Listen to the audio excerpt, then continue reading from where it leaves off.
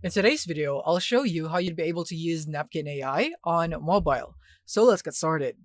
So first of all is that you don't want to go here into the App Store or Play Store if you are in Android. That is because Napkin AI doesn't have an app for mobile use.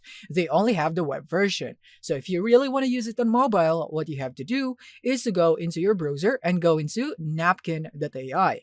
And from here, you can request an invite if you are not invited, or you can tap here on the three horizontal bars on the top right. And from here, get Napkin for free, tap on it. And then from here, you can now sign in by using your Google, or you can sign in with your email. For example, I'm just going to sign in with my Google right here. All right, so now here we are on the Napkin website. So you can only view your projects in here. You wouldn't be able to edit this because when you tap here on library on the top left, you'd be able to see this notice. Bummer, you can't create or edit on mobile yet. For the full experience, go to app.napkin.ai on a desktop or laptop computer.